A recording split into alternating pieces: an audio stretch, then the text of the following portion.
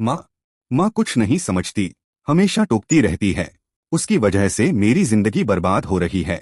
यह शब्द थे आरव के, जो अपने कमरे का दरवाजा जोर से पटककर बाहर निकल गया था। उसकी माँ सुधा चुपचाप खड़ी रही।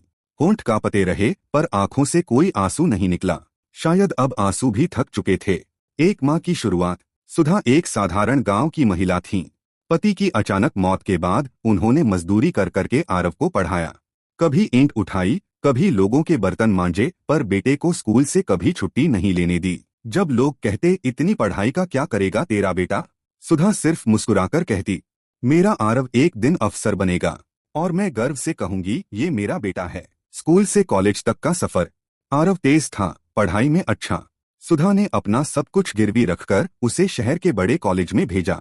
आरव जब शहर गया तो सुधा रोज मंदिर जाती, हाथ जोड़ती, हे भगवान मेरे बेटे को कामयाब बना देना, चाहे मुझे रोटी के एक टुकड़े के लिए तरसना पड़े। लेकिन शहर जाकर आरव बदलने लगा।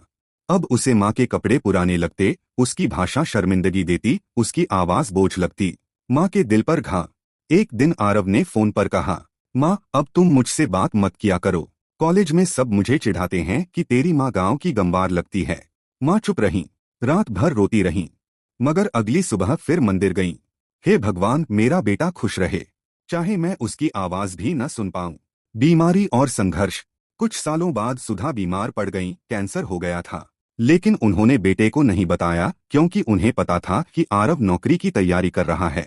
उन्होंने पड़ोस की लड़की राधा से कहा, अगर कभी मेरा बेटा आए तो उसे ये चिट्ठी दे देना, शायद तब उसे मेरी जरूरत समझ आए। वापसी। लेकिन देर हो चुकी थी। एक दिन आरव को गांव से फोन आया, तेरी माँ अब नहीं रही। वो भागकर आया। माँ की टूटी हुई चारपाई, पुराने चप्पल और दीवार पर लटकी उनकी फोटो देखकर वो टूट गया। राधा ने उसे वो चिट्ठी दी, वो आखिरी चिट्ठी माँ की कलम से। प्यारे बेटे आरव, जब तू ये चिट्ठी पढ़ रहा होगा तब मैं शायद इस दुनिया में नहीं रहूंगी। मैंने तुझे बहुत परेशान किया ना, तुझे शर्मिंदा किया।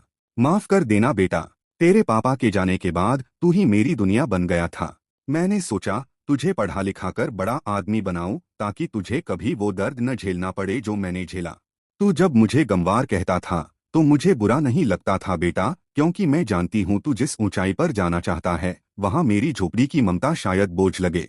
एक बात हमेशा याद रखना, माँ वो दरख्त होती है जो खुद धूप में जलती है, लेकिन बेटे की छाव नहीं हटने देती।